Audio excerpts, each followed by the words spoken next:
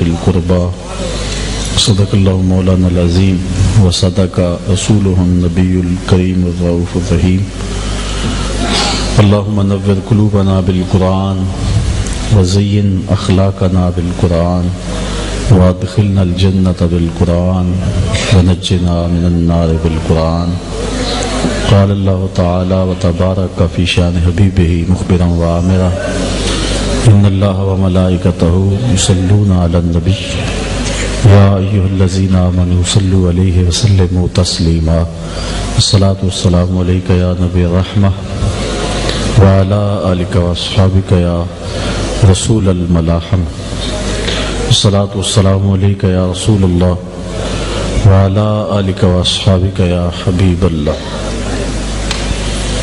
تھوڑا سا ساتھی اگر سمٹ کے آنے والوں کو جگہ دے دیں، جو دروازے کی سمت بیٹھے ہیں تھوڑا سا آگے آگے ہو جائیں، چونکہ حال سے کرسیاں اٹھائی گئی ہیں لیکن پھر بھی احباب کا ہجوم ہے، تو تھوڑا سا آپ جو بیٹھے ہوئے ہیں خیال کریں کہ جو آنے والے ہیں ان کے لیے تھوڑا سا یہ جو سامنے ساتھی بیٹھے ہیں یہ سمت آ جائیں تاکہ آنے والے ادھر آسانی سے بیٹھ جائیں۔ شفیع امم، رسول محتشم، نبی مکرم، اللہ کے پیارے، امت کے سہارے، رب کے محبوب، دانائے غیوب، مالک رقاب امم، فخر عرب و عجم، والی کون و مکان، سیاہ لا مکان، سید انس و جاں، سرور لالا رخاں، نیر تاباں، سر نشین مہوشاں، ماہ خوباں، شہنشاہ حسینہ، تتمہ دوراں، سر خیل زہرہ جمالہ، جلوہ صبح ازل، نور ذات لم یزل، باعث تکوین عالم، فخر آدم و بنی آدم، نیر بطحا، رازدار ما اوہا، شاہد ما طغا، صاحب علم نشرہ، معصوم آمنہ احمد مجتبی، حضرت محمد مصطفیٰ صلی اللہ علیہ وسلم کے حضور ناز میں اپنی عقیدتوں، ارادتوں اور محبتوں کا خراج پیش کرنے کے بعد عالی مرتبت ذی وقار علماء کرام، سادات کرام، مشائخ اعظام، محترم محتشم عمائدین زعماء، حضرات سامعین، السلام علیکم ورحمۃ اللہ وبرکاتہ۔ آج محرم الحرام کا چاند تھوڑی دیر قبل طلوع ہوا، تو آج کا درس قرآن بھی اس عنوان سے آپ کے سامنے میں کچھ باتیں گوش گزار کرنے کی کوشش کروں گا۔ اللہ تعالیٰ میری زبان پہ کلمۃ الحق جاری فرمائے۔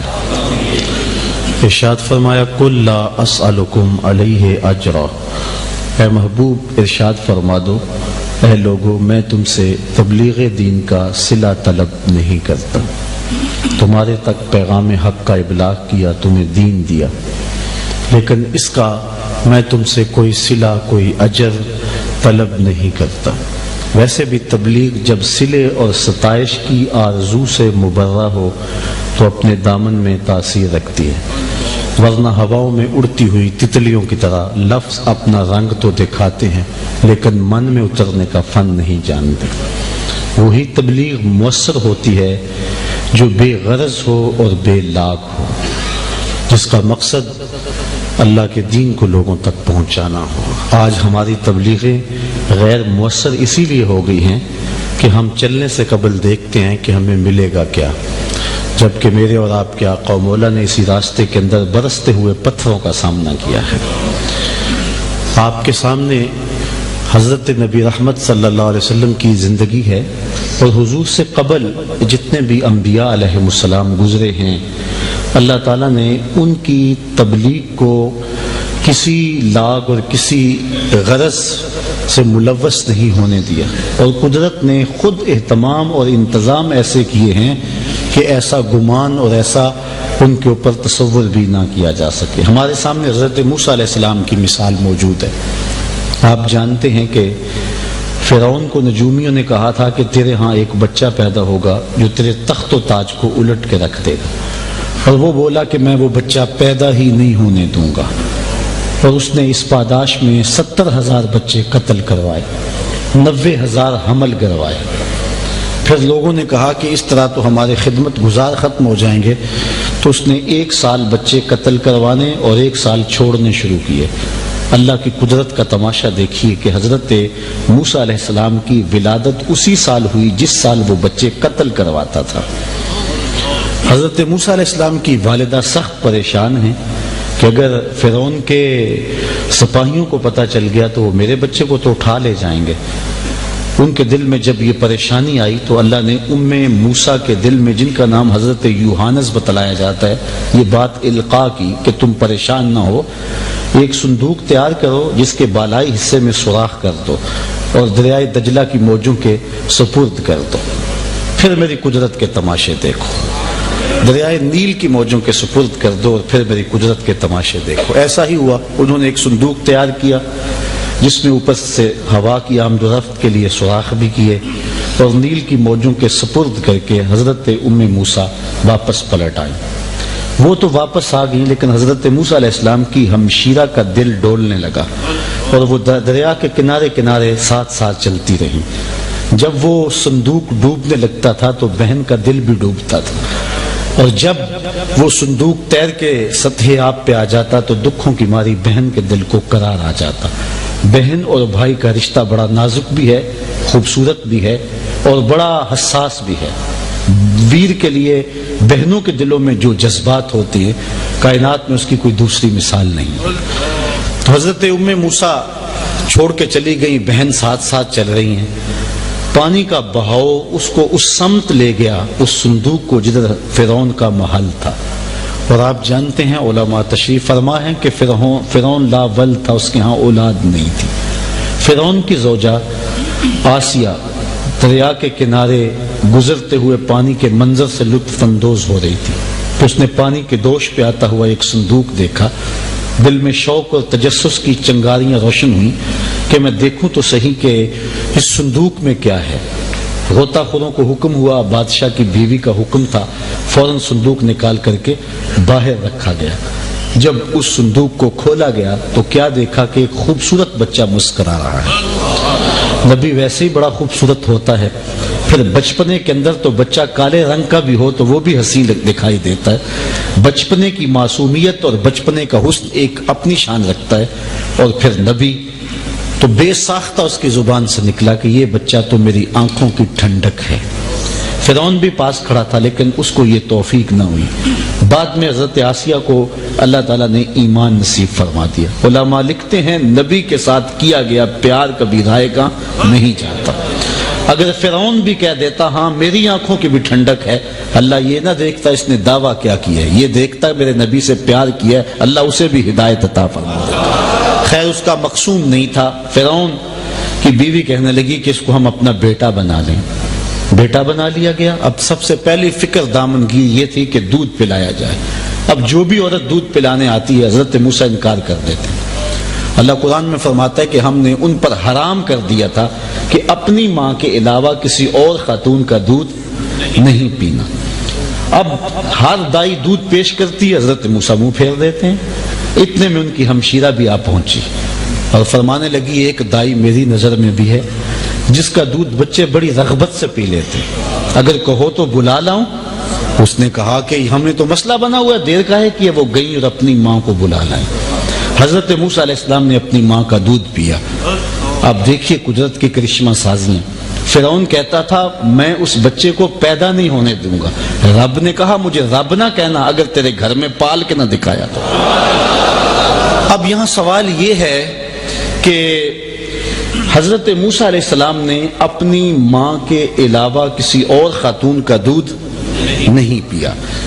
اگر یہ اعزاز ہے تو پھر میرے اور آپ کے آقا و مولا حضور نبی رحمت صلی اللہ علیہ وسلم نے حضرت حلیمہ سعدیہ کا دودھ کیوں پیا؟ یہ ایک سوال ہے جس کا جواب ہم ڈھونڈتے ہیں۔ اگر اپنی ماں کے علاوہ کسی اور خاتون کا دودھ پینا عیب ہے تو پھر حضور نے حضرت حلیمہ سعدیہ کا دودھ کیوں پیا؟ اس کے علاوہ بھی حضور نے مختلف خواتین کا دودھ پیا۔ ماں تو خیر ایک عورت کا روپ ہے، دائی تو ایک عورت کا روپ ہے۔ بکری بھیڑ اور جانور اور بھینس اور اونٹنی کا دودھ پینے میں کوئی قباحت نہیں، شان میں فرق نہیں پڑتا۔ حضور نے پیا ہے۔ حضرت موسیٰ علیہ السلام نے نہیں پیا، اس میں اور اس میں فرق کیا ہے؟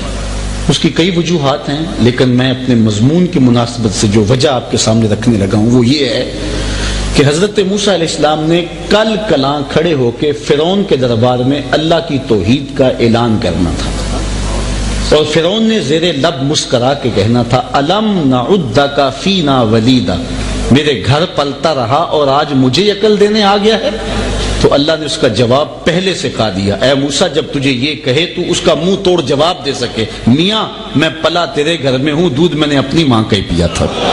تو جب اپنے گھر سے کھا کے تبلیغ کی جائے تو اس کے نتیجے پھر کچھ اور ہوا کرتے ہیں۔ آج تبلیغیں غیر مؤثر اسی لیے ہوئی ہیں کہ ہم ٹگے پیسے کے پیچھے بھاگ رہے۔ اقبال نے کہا تھا واعظ قوم کی وہ پختہ خیالی نہ رہی، برق طبعی نہ رہی، شعلہ میں کالی نہ رہی، رہ گئی رسم آزاں روح بلالی نہ رہی، فلسفہ رہ گیا تلقین غزالی نہ رہی، مسجد مرثیہ خواہیں کہ نمازی نہ رہے، یعنی صاحب اوصاف وہ حجازی نہ رہے۔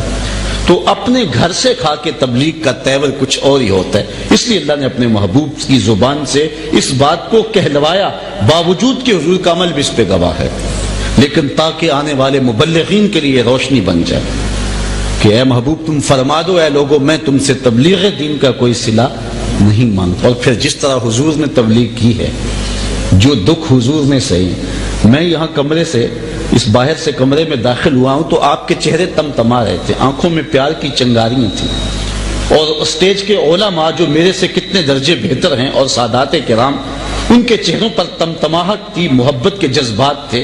اب میں 3 گھنٹے بھی تقریر کر جاؤں تو یہ کون سا مشکل ہے؟ آپ پیار دے رہے ہیں، میں پیار وصول کر رہا ہوں۔ مشکل تو اس وقت ہوتا ہے جب لوگ سننا نہ چاہیں، لوگ آگے سے پتھر لیے کھڑے ہیں، نہیں تیری بات کو سنیں گے۔ نبی پیغام حق لے کے جاتا ہے، لوگ کانوں میں انگلیاں ٹھونس لیتے ہیں، نہیں سنیں گے تیری بات۔ یہاں تو اگر سبحان اللہ زور سے نہ کہی جائے تو خطیب بگڑ جاتا ہے، اگر لاؤڈ سپیکر ٹھیک نہ ہو جائے تو ہم ناراض ہوتے ہیں۔ یہاں تو برستے ہوئے پھولوں میں آتے اور برستے ہوئے پھولوں میں جاتے ہیں، لیکن ذرا غور تو کریں کیسا مشکل کام ہے وہ تبلیغ۔ لوگ کانوں میں انگلیاں ٹھونس لیتے ہیں، ہاتھ کھڑے کر کے نعرہ لگانا تو دور کی بات ہے، لوگ کہتے ہیں تیری بات نہیں سنیں گے۔ اللہ کا نبی کھڑا ہے، اچھا میاں کبھی تو تھکو گے نا، کبھی تو انگلیاں نکالو گے، جب نکالو گے تب ہی پیغام حق دے کے جاؤں گا۔ لوگوں نے پتھروں سے استقبال نہیں کیا ہے، لوگوں نے راہوں میں کانٹے نہیں بچھائے ہیں، بچھتے ہوئے کانٹے، پھیلے ہوئے گڑھے، کیا کیا دکھ اور کیا کیا اذیتیں نہیں جو حضور کے راستوں میں کھڑے کیے گئے، کیا کیا مصیبتیں اور مقاومتیں، مخالفتیں، نکتہ چینی کی آندیاں، ناموافق حالات کے جکڑ، کیا کیا طوفان آئے۔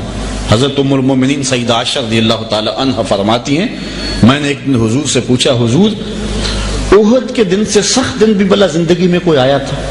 صحابہ کی نظر میں سب سے مشکل دن جو حضور پر تھا وہ احد کا دن تھا، جب 70 صحابہ شہید کر دیے گئے، ان میں حضور کے چچا حضرت امیر حمزہ بھی تھے، جن کو نہ صرف شہید کیا گیا بلکہ ان کا مسئلہ کیا گیا، کان کاٹ لیے گئے، آنکھوں میں نیزے چبوئے گئے، اور ان کے اعضائے بطنیاں کاٹے گئے، اس کا ہار پرویا گیا، کلیجہ چبایا گیا۔ آقا کریم کے سر پہ پٹی بندھی تھی، آنکھوں میں آنسو تھے، اور بار بار کہتے ما فعل امی، میرے چچا کی کہانی بھی تو سناؤ نا، میرے چچا کی بات بھی تو کرو نا۔ یہ دردناک ترین دن ہے تاریخ اسلام میں۔ حضرت ام المومنین کہتے ہیں کہ میں نے عرض کی حضور احد کے دن سے سخت دن بھی زندگی میں کوئی آیا؟ فرمایا ہاں عائشہ، جب طائف کے بازاروں میں تیری قوم نے مجھے پتھر مارے تو یہ دن احد کے دن سے بھی سخت تھا۔ عبد یالیل اور دیگر 2 سرداروں کے پاس حضور پیغام حق لے کر کے گئے، حضور نے دعوت دین دی، انہوں نے مسترد کر دی۔ آقا کریم نے ایک بات کہی کہ ما قلتم، جو تم نے کہا سو کہا، میں تمہاری بھلائی کا پیغام لے کر آیا تھا، مجھے غرض نہیں تھی تم سے، لیکن میں تمہاری بھلائی اور بھلے کی بات لے کر آیا تھا، تمہاری قسمت تم نے قبول نہیں کی، لیکن اب میرے ساتھ ایک وعدہ کرو کہ اس بات کو میرے اور تمہارے درمیان راز رکھنے کا معاہدہ کرو، چونکہ مکے والوں تک یہ خبر پہنچے گی تو وہ تمسخر اڑائیں گے کہ لوگ گئے تھے طائف میں، وہاں بھی کسی نے نہیں سنی، اس لیے میں تمہارے بھلے کی بات تمہارے تک پہنچائی، تم نے نہیں سنی، تمہاری قسمت۔ اب اس بات کو افشا نہ کرنا۔ انہوں نے کہا کہ ہم کیوں راز رکھتے پھریں، بلکہ انہوں نے بڑا عجیب سا رویہ اپنایا۔ حضور نے واپس جس راستے سے گزرنا تھا وہاں 2 رویا کتاروں میں اوباش لڑکوں کو کھڑا کر دیا، ان کے ہاتھوں میں کنکر اور پتھر تھے۔ حضور جب گزرتے تو وہ حضور کے پاؤں پہ پتھر مارتے، حضور پاؤں اٹھاتے تو دوسرے پاؤں پہ پتھر مارتے، شدت درد اور احساس کرب سے حضور جب بیٹھ جاتے تو 2 گنڈے آگے بڑھتے، حضور کو کندھوں سے پکڑ کے حضور کو اٹھاتے اور پھر پتھر مارتے۔ فرمایا عائشہ یہ دن وہ دن تھا جب مجھے احد سے زیادہ تکلیف پہنچی، جب مجھے پتھر مارے گئے طائف کے بازاروں میں اور ان دکھوں سے 2-4 کیا، اور پھر حضور علیہ الصلوۃ والسلام سے عرض کیا گیا کہ حضور ان کے لیے بد دعا بول دیجئے۔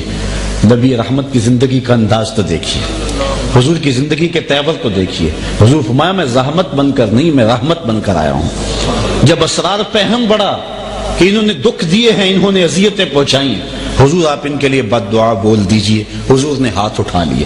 صحابہ کا خیال تھا کہ ابھی لب سے لفظ نکلیں گے اور 2 پہاڑ آپس میں جڑ جائیں گے اور طائف والوں کو پیس کر کے رکھ دیا جائے گا، لیکن محبوب کے ہاتھ اٹھے اور فرمایا اللہم اہد قومی فإنہم لا یعقلون، اے اللہ میری قوم کو ہدایت دے دے، یہ مجھے جانتی نہیں ہے، میرے پیغام کو سمجھتی نہیں ہے، اور اگر جانتی ہوتی تو میرے ساتھ یہ سلوک نہ کرتی۔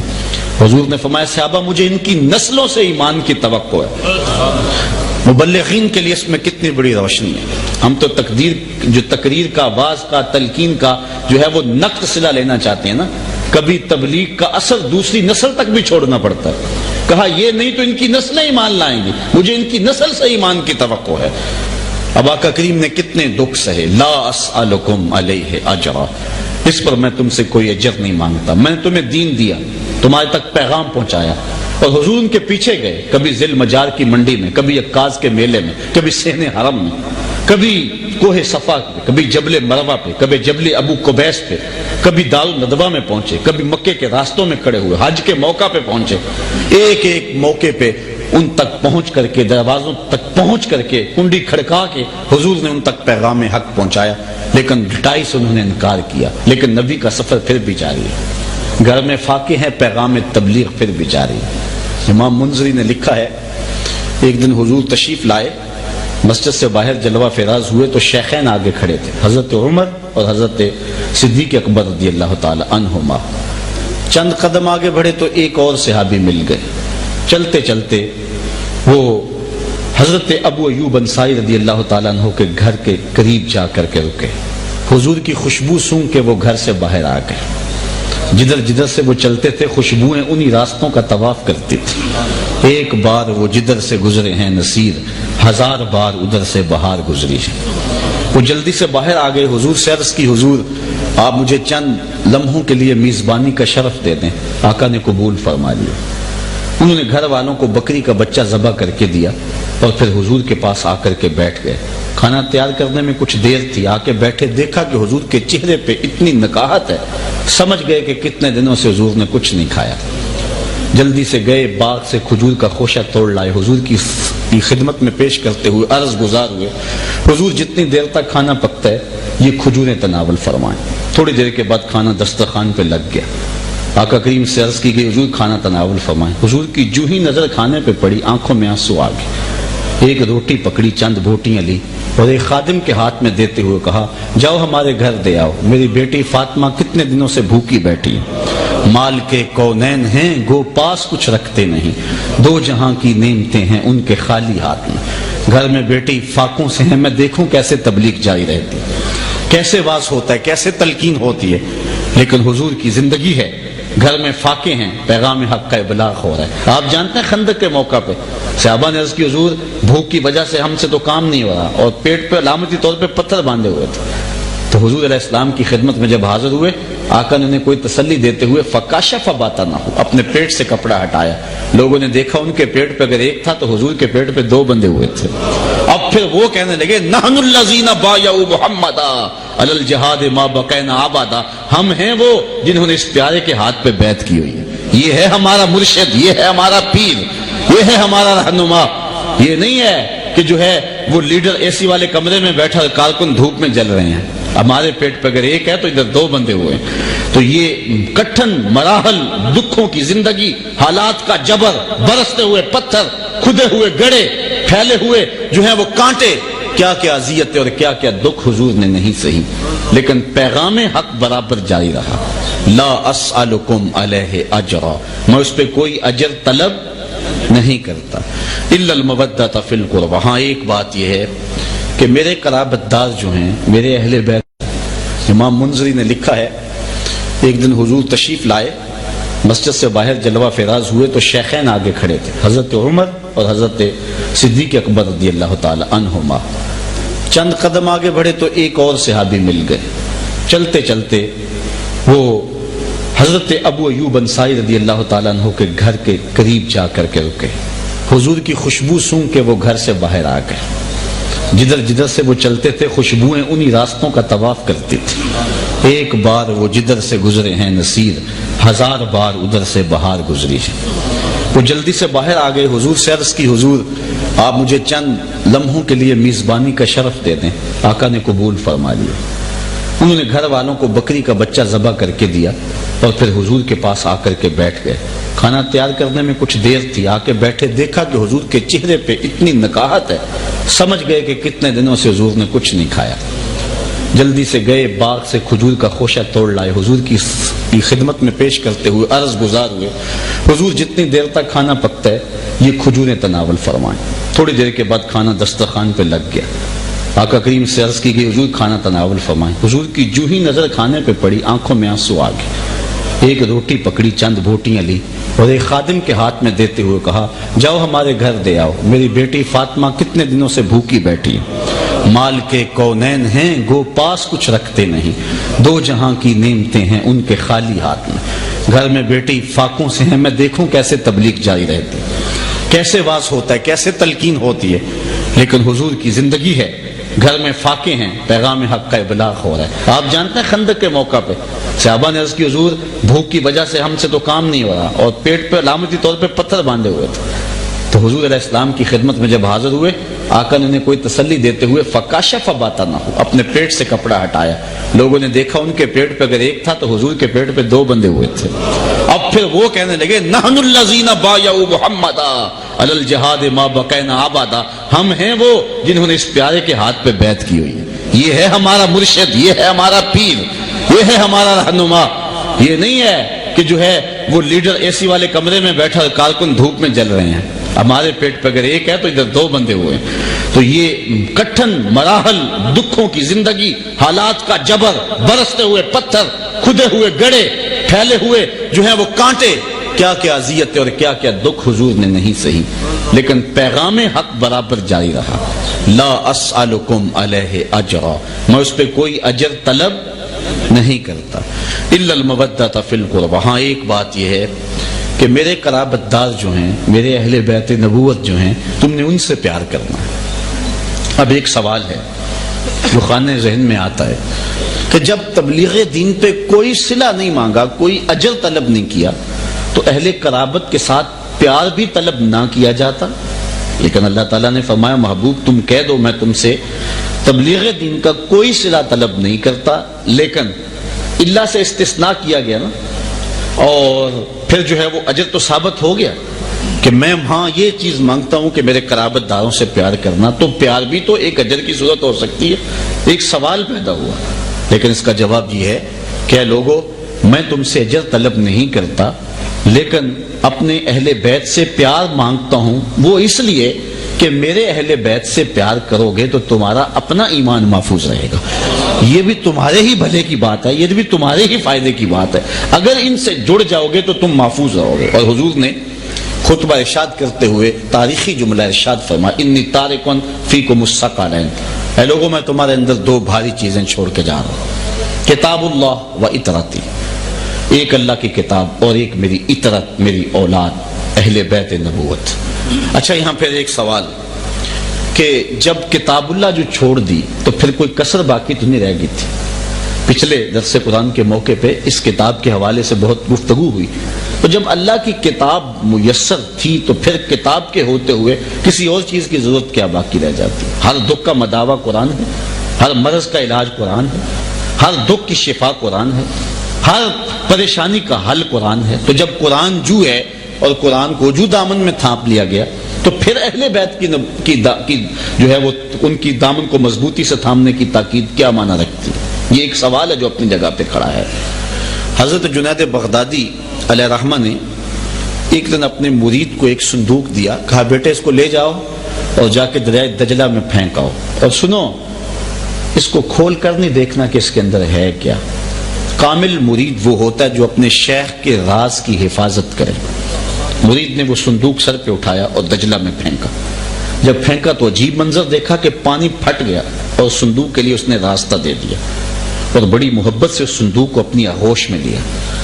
مرید کا دل عجیب کیفیات سے دوچار ہو گیا، واپس پلٹا، شیخ سے عرض گزار ہوا، حضرت یہ منظر میری آنکھیں نہ دیکھتی تو میں کبھی سوال نہ کرتا، لیکن اب میں بے چین ہو گیا ہوں، مجھے بتایا جائے کہ اس صندوق میں کیا تھا جس کے لیے پانی نے بھی راستہ چھوڑ دیا، اور اگر وہ کوئی اتنی ہی معزز شے تھی تو آپ نے پھینکوائی کیوں؟ میرے لیے یہ مہمہ بن گیا ہے، مجھے ارشاد کیجئے، ورنہ وہ ویسے میں پھینک آتا، میں سوال نہ کرتا۔ اتنی معزز اور متبرک شے تھی کہ پانی نے بھی راستہ دے دیا، اور پھر اگر وہ اتنی متبرک تھی تو پھینکوا کیوں دیا، سنبھال کے رکھا کیوں نہیں؟ تو شیخ فرمانے لگے، بیٹے چونکہ تم نے منظر ایسا دیکھ لیا، جب تک یہ بات بتاؤں گا نہیں، راز کھولوں گا نہیں، تمہیں چین نہیں آئے گا، سنو۔ اس لیے وہی شخص کامل اسلام اور ایمان اور دین اور جو ہے وہ سچائی کا علم بردار ہے جس کے ایک ہاتھ میں قرآن ہے، دوسرے ہاتھ میں اہل بیت نبوت کا دامن ہے، جو دونوں کے دامن کو مضبوطی سے تھامے ہوئے ہیں۔ فرمایا میں تمہارے اندر دو بھاری چیزیں چھوڑ کے جا رہا ہوں، ان کو مضبوطی سے تھامے رکھنا اور ان کو مضبوطی سے پکڑے رکھنا۔ حضور نبی رحمت صلی اللہ علیہ وسلم نے جہاں قرآن کے دامن کو مضبوطی سے تھامنے کی تاکید فرمائی، وہاں حضور نے اہل بیت کے دامن کو بھی مضبوطی سے پکڑنے کا درس دیا۔ حضرت اسامہ بن زید بن حارثہ رضی اللہ تعالی عنہ سے روایت ہے، کہتے رات کا کچھ حصہ بیت چکا تھا، میں حضور کی خدمت میں حاضر ہوا، فی بعض الحاجہ، مجھے حضور سے کوئی حاجت تھی۔ صحابہ اپنی حاجتیں لے کر حضور کی دہلیز پہ جایا کرتے تھے۔ یہ فتنہ بعد میں پیدا ہوا کہ نبی سے مانگنا نہیں چاہیے۔ اول من انکر التوسل والاستغاثہ والنداء ہوا ابن تیمیہ، پہلا شخص جس نے اس بات کا انکار کیا توسل، استغاثہ اور ندا کا، وہ ابن تیمیہ ہے۔ اس سے قبل امت میں اس عنوان سے کوئی اختلاف نہیں تھا، سارے جھولیاں پھیلا پھیلا کے محبوب کی چوکھٹ پہ آیا کرتے، ایک تو یوں تے ہیں میری آساں دا سہارا، دس کنوں کراں جے تینوں نہ کراں یاد۔ اگر محبوب کی چوکھٹ سے بھی نہیں مانگنا تو پھر مانگنا کہاں سے ہے؟ تو سارے لوگ آیا کرتے تھے، یہ فتنہ بعد میں پیدا ہوا۔ جس طرح سے شیخ محقق لکھتے ہیں، فرماتے ہیں اللہ کا شکر ہے، تتمہ مدارج النبوہ اٹھائیں، کہتے ہیں اللہ کا شکر ہے امت میں بہت عنوانات سے اختلافات موجود ہیں، لیکن میری زندگی میں کم از کم حضور کی حیات طیبہ پر تو کوئی اختلاف نہیں ہے۔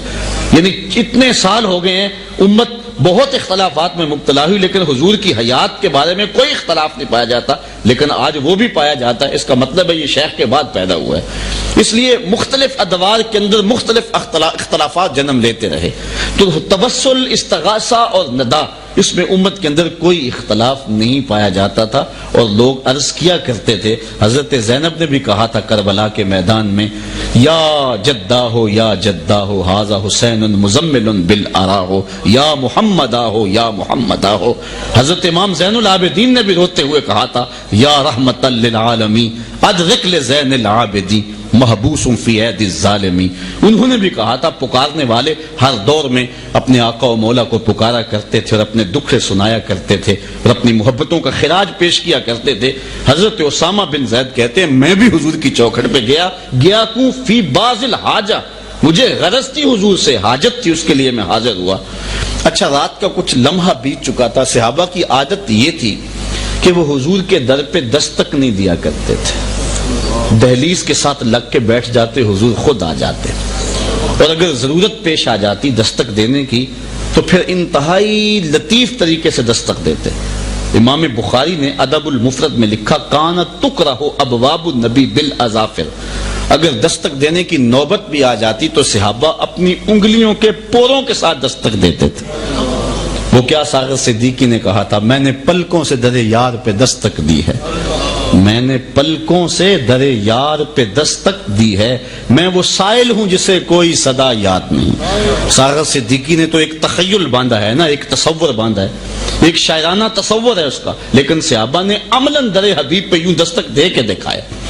اور ملا علی قاری نے یہاں بڑی خوبصورت بات لکھی اس حدیث کی شرح میں، کہتے ہیں ناخنوں سے یا پوروں سے دستک دینے کا کیا مطلب ہے؟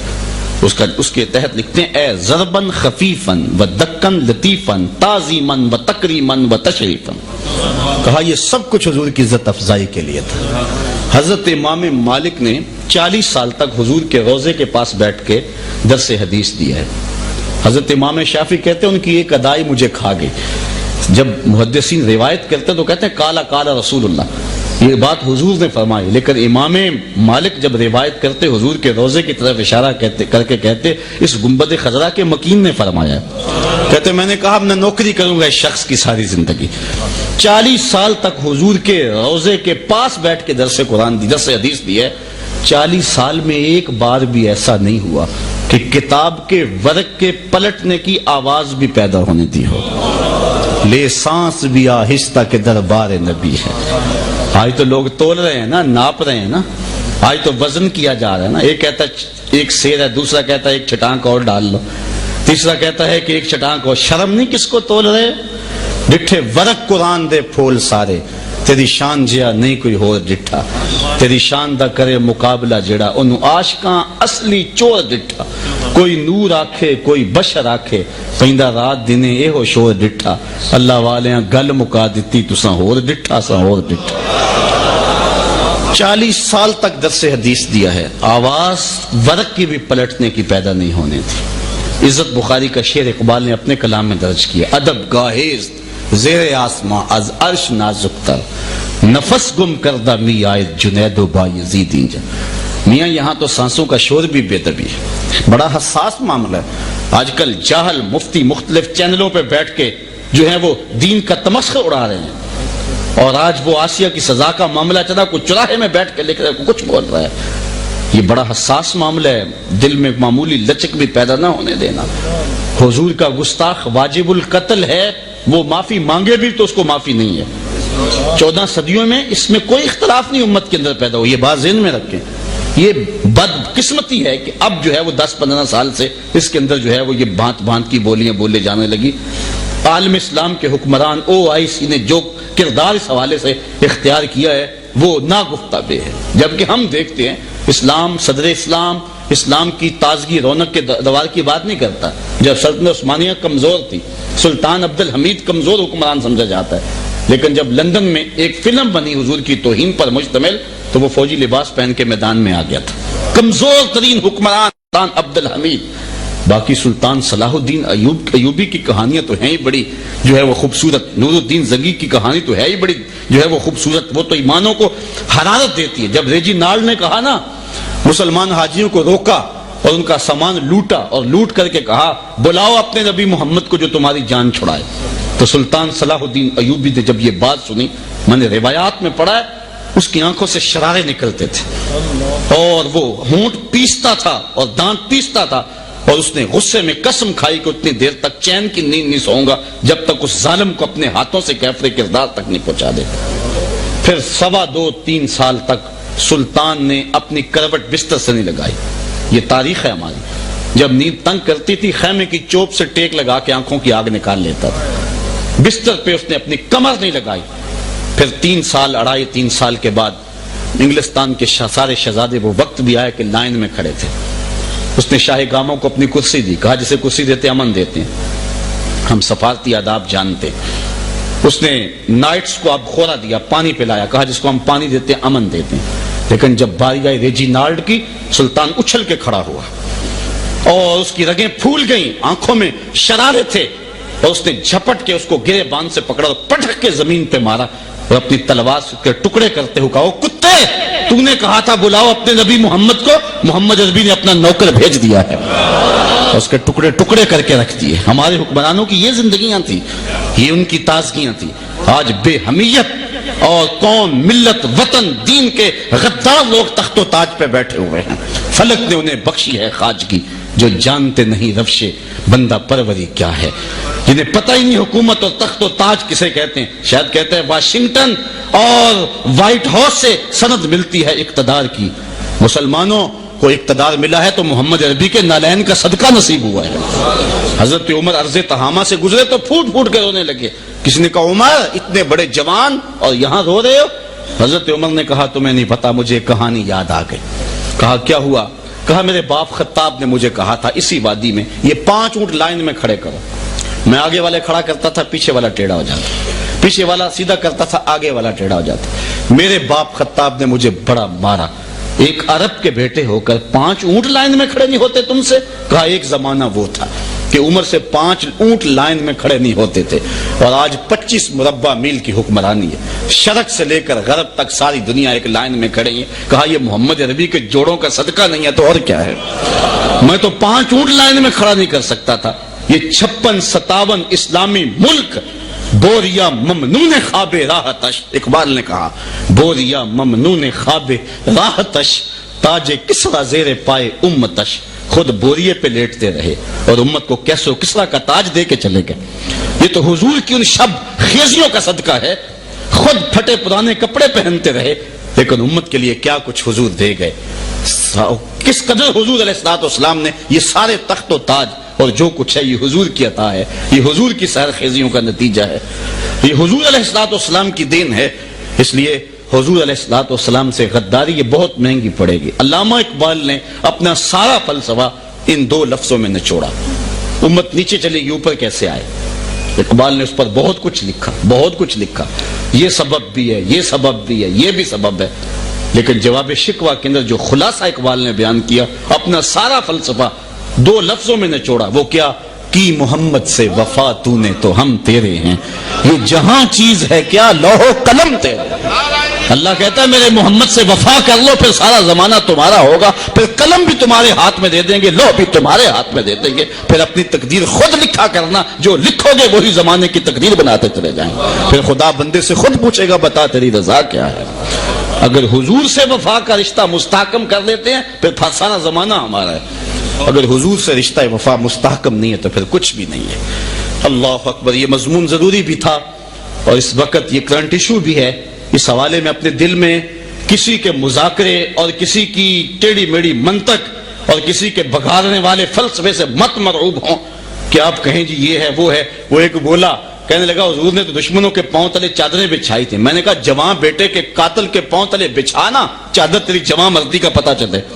اپنے دشمن کو معاف کرنا اور ہے، رسول اللہ کے دشمن کو معاف کرنا اور ہے۔ اپنانا سنت، تیرے بیٹے کا قاتل آئے تو بچھانا چادر تیری جوان مردی کا پتہ چلے۔ اپنا دشمن کو معاف کرنا جوان مردی ہے، لیکن محبوب کے دشمن کو معاف کرنا بغیرتی ہوا کرتی ہے۔ اور 14 صدیوں میں کبھی بھی ایسا نہیں ہوا کہ حضور علیہ السلام کے گستاخ کو معاف کیا گیا ہو۔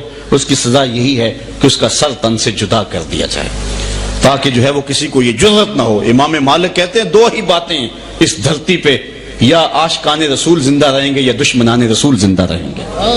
تو یہ ہماری زندگی کا سرمایہ ہے۔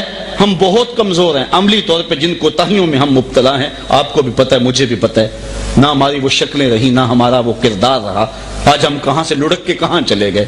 لیکن ساری گناہ گاریوں کے باوصف ہم جب دل کا سودا جب بھی کرتے ہیں تو بازار مصطفیٰ میں کرتے ہیں۔ ہزارہ کوتاہیوں کے باوجود ہم حضور کی آبرو پہ اپنا سب کچھ قربان کر دینا زندگی کا اعزاز سمجھتے ہیں۔ غازی علم الدین کا جب جنازہ اٹھا تھا 6 لاکھ لوگ جنازے میں تھے۔ پیر سید جماعت علی شاہ رحمۃ اللہ تعالی علیہ امیر ملت، آپ جنازے میں شامل ہوئے، گردن جھکا کے چل رہے تھے۔ پھر آپ نے کہا دوستو میں نے بڑے بڑے بادشاہوں کی کہانیاں پڑھی، میرے دل میں کبھی یہ ارمان نہیں جاگا کہ فلاں بادشاہ میں ہوتا۔ میں نے بڑے بڑے پہلوانوں کے ذکر سنے، کبھی دل میں پیدا آرزو نہیں ہوئی کہ فلاں پہلوان میں ہوتا۔ فرمایا ہاں میں نے بڑے بڑے ولیوں کے قصے پڑھے ہیں، دل میں یہ جذبہ بھی نہیں جاگا کہ فلاں ولی میں ہوتا۔ لیکن جب غازی علم الدین کا جنازہ جا رہا تھا، میرے دل میں یہ جذبہ انگڑائیاں لے رہا تھا، کاش اس 4 پائی پہ آج جماعت علی شاہ ہوتا۔ میں نے خود اپنی ان آنکھوں سے غازی عامر چیمہ شہید کے مزار کی پائنتی پر ایک سید زادے کو روتے ہوئے دیکھا، جو ہاتھ پھیلا کے دعا مانگ رہا تھا، ربا میں تینوں یہ نہیں کہندا مینوں عامر چیمہ بنا دے، میں تے کہنا دے قدماں دی خاک ہی بنا دے۔ یہ ہے اعزاز، یہ ہے سربلندی، یہ ہے کامیابی۔ وہ غازی علم الدین جو چند لمحوں قبل جو ہے وہ بڑھئی کی دکان پہ ٹھک ٹھک کرتا تھا، پھر حضور نے ایسی کرم نوازی کی، ہزاروں سینوں میں دھک دھک کرنے لگا۔ وہ عزت ملا کہ وہ صوفیوں کو چلوں سے وہ نصیب نہیں ہوا جس کو ایک جو ہے لمحے سے نصیب ہو گیا۔ یہ جنت کا شارٹ کٹ رستہ ہے، حضور کے قرب کا شارٹ کٹ رستہ ہے۔ یہ اعزاز ہے اگر کسی کو نصیب ہو جائے۔ اپنے دل میں اس حوالے سے کبھی بھی کوئی لچک پیدا نہ ہونے دیں، اور امت نے کبھی بھی اس معاملے کے اندر ہزارہ معاملات میں کمزوریاں دکھائیں، لیکن ہم یہ پہلی مرتبہ ایسا ہوا ہے، ورنہ امت کے اندر ایسی لچک کبھی بھی کسی دور کے اندر بھی پیدا نہیں ہوئی۔ تو بات کر رہا تھا کہ صحابہ حضور کے دروازے پہ دستک بھی دیتے تو ادب سے دیتے، انگلیوں کے پوروں سے در محبوب پہ دستک دیتے۔ کہتے ہیں حضرت اسامہ بن زید کے میں نے دستک دی، حضور تشریف لے آئے، رات کا حصہ تھا، میں نے حاجت کہی، حضور نے پوری کر دی۔ جب میں حضور سے حاجت کہہ رہا تھا میں نے ایک منظر دیکھا، چونکہ رات کا موقع تھا، حضور ایسے ہی چادر اوڑھ کے آ گئے۔ تو میں نے جب حضور سے بات کی تو میں نے ایک منظر دیکھا، وہ کیا تھا کہ چادر کے اندر سے دائیں بائیں سے حرکت کا احساس ہوتا ہے۔ تو جب میری بات مکمل ہو گئی تو مجھ سے رہا نہ گیا، میں نے پوچھ ہی لیا، میں نے عرض کی حضور یہ چادر کے اندر کیا ہے؟ فکاشفہ، حضور نے چادر کھول دی، فائز الحسن والحسین علی ورقہ، تو ایک پہلو سے امام حسن لپٹے ہوئے تھے، ایک سے امام حسین لپٹے ہوئے تھے، اور حضور نے فرمایا یہ میرے بیٹے ہیں، یہ میری بیٹی کے بیٹے ہیں، اے اللہ میں ان کو پیار کرتا ہوں، تو ان سے پیار کر، اور جو ان سے پیار کرے میرے مالک تو اس سے بھی پیار کر۔ حضرت حذیفہ بن یمان کی سنیے، کہتے میری ماں نے مجھے کہا جا حضور کو ملا اور حضور کو میرا سلام بھی دینا اور حضور سے میرے لیے دعا بھی کروانا۔ کہتے میں ماں سے اجازت لے کر حضور کی خدمت میں حاضر ہوا، مغرب کا وقت تھا، ماں نے مجھے پکی کر کے بھیجی تھی، یہ صحاح میں روایت ہے، پکا کر کے بھیجا تھا کہ حضور سے دعا ضرور میرے لیے کروانا اور اپنے لیے بیٹے کروانا۔ کہتے میں آیا حضور کی خدمت میں، تو پھر کیا ہوا، حضور نے سلام پھیرا، اس کے بعد مشغول ہو گئے وظائف میں بھی بیٹھا رہا، حتیٰ کہ عشاء کا وقت ہو گیا۔ میں نے حضور سے یہ کہنا تھا کہ حضور میری ماں کے لیے مغفرت کی دعا کرو، میرے لیے مغفرت کی دعا کرو، لیکن موقع ہی نہ ملا، حتیٰ کہ عشاء کی نماز ہو گئی۔ عشاء پڑھائی، حضور جلدی جلدی اپنے حجرہ انور کی طرف بڑھے۔ میں نے سوچا ماں کو کیا جواب دوں گا، ماں سے تو وعدہ یہ کر کے آیا تھا کہ میں اس شرط پہ جا رہا ہوں کہ حضور سے آپ کے لیے بھی اور اپنے لیے بھی مغفرت کی دعا کرواؤں گا۔ میں حضور کے پیچھے چلا، میرے قدموں کی آہٹ پا کر حضور میری طرف پلٹ کے دیکھا اور فرمایا کہ کون ہے؟ حذیفہ ہے۔ میں نے عرض کیا حضور حذیفہ ہوں۔ فرمایا ما حاجتوں کا غفر اللہ لکا ولی امک کا، کیا بات ہے اللہ تجھے اور تیری ماں کو بخشے، کیا حاجت ہے میرے ساتھ؟ اب جو کہنا تھا وہ تو پہلے ہی پورا ہو گیا، یہی تو عرض کرنا تھا حضور سے۔ کہا ما حاجتوں کا غفر اللہ لکا ولی امک کا، اللہ تجھے اور تیری ماں کو بخشے، کیا کام ہے میرے ساتھ؟ کہتے ہیں میں خاموش کہ جو کہنا تھا وہ حضور نے پہلے دعا دے دی۔ تو فرمایا حذیفہ سنو، ابھی جبریل آئے تھے اور مجھے بتا کے گئے ہیں کہ بے شک حسن اور حسین جنتی جوانوں کے سردار ہیں۔ حضور نبی رحمت صلی اللہ علیہ وسلم کے سینے پہ اترنے والا قرآن جو ہے یہ اسلام کی تھیوری ہے، اور اگر اسلام کا پریکٹیکل دیکھنا ہو تو وہ کربلا کے تپتے ہوئے ریگزار میں حسین ابن علی کا کردار ہے۔ اگر تھیوری ہے تو وہ بھی بے مثال ہے، اور پریکٹیکل بھی دیکھو۔ تھیوری کی ایک مثال آپ کے سامنے دیتا ہوں، وَلَنَبْلُوَنَّكُمْ بِشَيْءٍ مِّنَ الْخَوْفِ وَالْجُوعِ وَنَقْصٍ مِّنَ الْأَمْوَالِ وَالْأَنفُسِ وَالثَّمَرَاتِ وَبَشِّرِ الصَّابِرِينَ۔ یہ تھیوری ہے کہ ہم بندوں کو پرکھتے ہیں بھوک سے، پیاس سے، جان و مال کی کمی اور ضیاع سے، سرمایہ اور پھل کے لٹ جانے سے ہم بندوں کی آزمائش کرتے ہیں، لیکن جو میرے ہوتے ہیں وہ صبر کر کے دکھاتے ہیں۔ یہ تھیوری ہے نا، اب پریکٹیکل دیکھیں، پانی بھی نہیں ہے، کھانا بھی نہیں ہے، مالوں کا بھی ضیاع ہے، بیٹے بھی کٹ کٹ کے، زندگی کا سرمایہ ہے نا، جانوں کا ضیاع بھی ہے۔ وَبَشِّرِ الصَّابِرِينَ، پھر صبر کرنے والوں کا صبر دیکھیے، صبر والوں کی کیفیت دیکھیے۔ صبر کی ایک تعریف یہ کی گئی ہے معمولات عبادت قضا نہ ہو، صابر وہ کہلائے گا۔ معمولات، جوان بیٹے کی میت پڑی ہے، پہلی صف میں کھڑا ہو کے نماز پڑھنے کا عادی تھا، آج پہلی صف میں کھڑا پایا گیا، صابر ہے۔ جس کے معمولات عبادت قضا نہ ہو وہ صابر ہے۔ اب اگر صبر کی یہ تعریف ہے تو پھر دیکھو کربلا میں 72 زخم کلیجے پہ ہیں اور ہر طرف دکھوں کی ایک دردناک کہانی ہے، خون کا ایک دریا ہے۔ عین اس موقع میں عبادت کا وقت آ گیا، حسین ابن علی نے اس موقع ہی جو ہے وہ اپنی پیشانی سجدے میں رکھ دی۔ صابر وہ ہوتا ہے، وَبَشِّرِ الصَّابِرِينَ، صابر وہ ہوتا ہے کہ جس کے معمولات عبادت کو قضا نہ ہو۔ یہ وہ مرحلہ تھا کہ بڑے بڑے پہلوانوں کے پتے پانی ہو جائیں، یہاں کو ہمالیہ بھی ہو جاتا، وہ بھی پگھل جاتا، لیکن حضرت امام حسین رضی اللہ تعالی عنہ یہ کوئی تماشا تو نہیں ہے، جوان بیٹے کی لاش کو کندھوں پہ اٹھا کے خیموں تک لانا اور پھر بھی ہاتھ اٹھا کے دعا کرنا مالک حسین کی یہ قربانی بھی قبول کر لے۔ جو ہے وہ شیر خار بچہ ہاتھوں پہ تڑپ کے ٹھنڈا ہو جائے اور پھر بھی جو ہے وہ عرض کرنا مالک میری یہ قربانی بھی قبول کر۔ یہ تماشا تو نہیں ہے کہ اپنے بھائی کو اپنے سامنے کٹتا ہوا دیکھے اور پھر بھی کہے مالک میری یہ قربانی بھی قبول فرما لے۔ 72 لاشیں زخموں سے چور اور 72 لاشیں سامنے پڑے اور خود زخموں سے چور ہے۔ یہاں تو تبھی موت کسی کا جوان بیٹا مر جائے نا تو جنازے میں باپ کو 10 آدمی کندھا دے کے اس کو سہارا دے کے لے جا رہے ہوتے ہیں. میاں اسے کیا, اسی کا تو بیٹا ہے. یار جس کا جوان بیٹا تبھی موت سے مر گیا, 10 آدمی اس کو سہارا لے کے دے کے قبرستان جا رہے ہیں. میں سلام نہ کروں حسین ابن علی کو, جو بیٹے کی لاش کو کندھوں پہ اٹھا کے خیموں تک لا رہا ہے, اور پھر بھی کہہ رہا مالک حسین کی یہ قربانی بھی قبول فرما لے. جب آپ آئے نا گھوڑے کے اوپر اور 72-71 لاشیں بھی پڑے ہوئے, تو کیا بانک پن تھا. یہ کون ذی وقار ہے, بلا کا شاہ سوار ہے, لباس ہے پھٹا ہوا, غبار سے اٹا ہوا, تمام جسم نازنی کٹا ہوا چدا ہوا, پھر بھی ہے ڈٹا ہوا, یہ نبی کا نور عین ہے, یہ بل یقین حسین. یہ جرأت انہی کی ہے, یہ ہمت انہی کی. اے حسین ابن علی تم پر سلام, نازش آل نبی تم پر سلام, تم پہ لاکھوں رحمتیں لاکھوں سلام. اے شہیدان محبت کے امام, لالا گھوں لالا بدن لالا کفن, اے چمن اندر چمن, زندگی ہی زندگی تیری حیات, اے حیات اندر حیات, افتخار ملت بیضا ہے تو, رب کعبہ کی قسم یکتا ہے تو, فخر کا دل میں دریچہ باز کرنا چاہیے, جن کا تو آقا ہے ان کو ناز کرنا چاہیے. ہم ناز کرتے ہیں, ہم آ حسین والے نہیں, ہم واہ حسین والے ہیں. واہ حسین تیری عظمتوں کو سلام. اتنے زخم کلیجے پہ ہوں اور پھر استقامت کا یہ عالم, یہ حضرت امام حسین کا ہی بانک پن ہے, اور یہ انہی کی زندگی ہے, اور یہ انہی کا کمال ہے. ان حالات میں بھی موت کی آنکھوں میں ہنس کے آنکھیں ڈالیں, اور پھر عظیمت کی وہ جرأت کی وہ داستان رقم کی قیامت تک جو ہے اس کے نشان باقی رہیں گے. کیا خوب اقبال نے خراج پیش کیا, آ امام عاشقاں پورے بطول, سرو آزاد دبستان رسول. اللہ اللہ بائے بسم اللہ پدر, مانائے ذبح عظیم آیت پسر, سرخ رو عشق غیور از خونے ہو, شوخی این مصر از مضمونے ہو, تا قیامت قطع استبداد کر, موج خونے ہو چمن ایجاد کر. قیامت تک کے لیے حسین ابن علی کے خون نے ایک چمن ایجاد کر دیا. ان کے خون نے حق اور باطل کے درمیان ایک لکیر کھینچ دی, اور یہی کام تھا حسین ابن علی کا.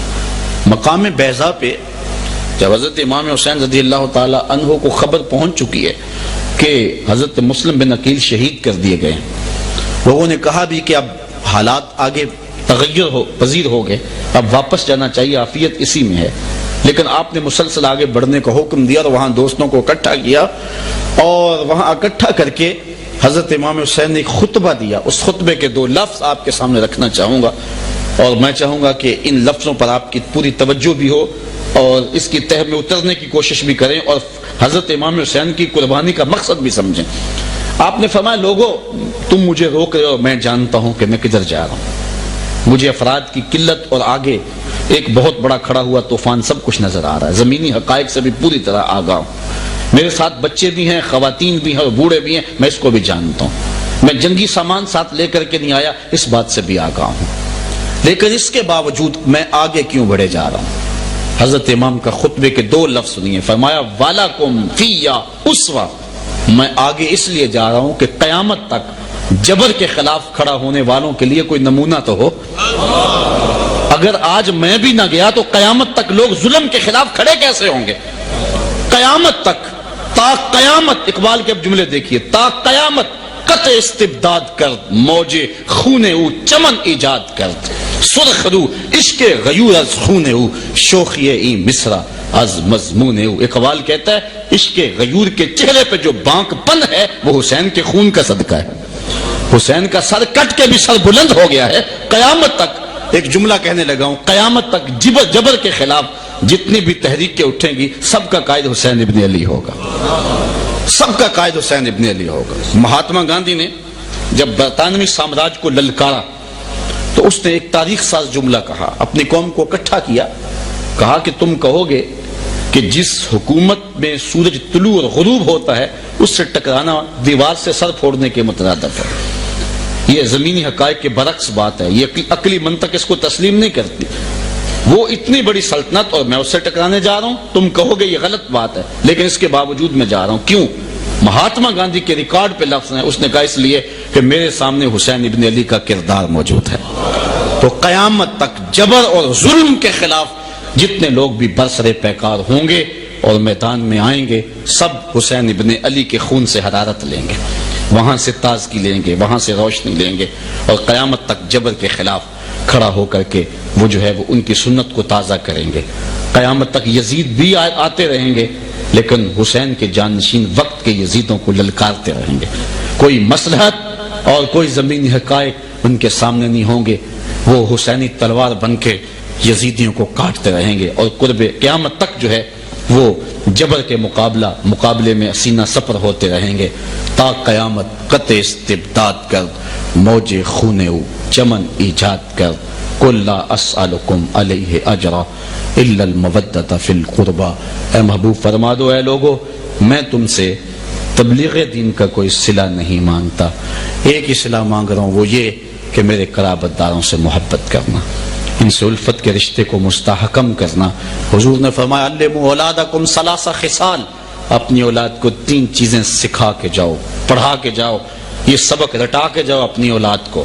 تم نے ڈاکٹر بھی بنایا، اپنی اولاد کو سول انجینئر بھی بنا لیا، تم نے اپنی اولاد کو سیاست کے اکھاڑے میں بھی اتار دیا، اور ان کے داؤ پیچ بھی دیکھے تم نے بہت کچھ دیکھا، عالی نسب پلازے ان کی ملکیت میں دیکھے تم نے بہت کچھ، لمبی لمبی گاڑیوں میں اپنی اولاد کو گھومتے ہوئے بھی دیکھا، خوش بھی ہوئے، لیکن میرے آقا نے فرمایا 3 چیزیں اپنی اولاد کو ضرور دے کے جانا، حب نبیکم، ایک نبی کا پیار دے کے جانا، وحب اہل بیت ہی، دوسرا اہل بیت نبوت کا پیار دے کے جانا، وتلاوت القرآن، اور تیسرا قرآن کی تلاوت کر سکھا کے جانا انہیں۔ یہ 3 دولتیں تمہاری اولاد کے دامن میں ضرور ہوں، اور اگر یہ نہیں ہے تو پھر کچھ بھی نہیں ہے۔ اللہ آج کے درس کی ساعتوں کے ایک لمحے کو اپنی بارگاہ میں قبول فرمائے، جملہ معامنین، جملہ کوشش کرنے والے سب کو جزائے جزیل دے۔ وآخر دعوانا الحمدللہ رب العالمین، الحمدللہ رب العالمین، والصلاة والسلام علی سید الانبیاء والمرسلین۔ اے اللہ اٹھے ہوئے ہاتھ، پھیلی ہوئی جھولیاں رحمتوں سے بھر دے، بخت کی بہاریں نصیب کر دے، مقدر کی خزائیں رخصت فرما، جئیں تو تیرے لیے، مریں تو تیرے دین کے لیے، زندگی کی آخری سانس تک تیرے رسول کے وفادار رہیں، ہر علت، ہر قلت، ہر ذلت سے رہائی دے دے، اپنے پاک نبی کے در کی گدائی دے دے۔ اے اللہ دور و نزدیک سے یہ لوگ سردی میں چل کے کتاب رحمت قرآن کا درس سننے کے لیے آئے ہیں، اے اللہ گھروں میں پہنچنے سے قبل اس درس کی برکتیں سب کے گھروں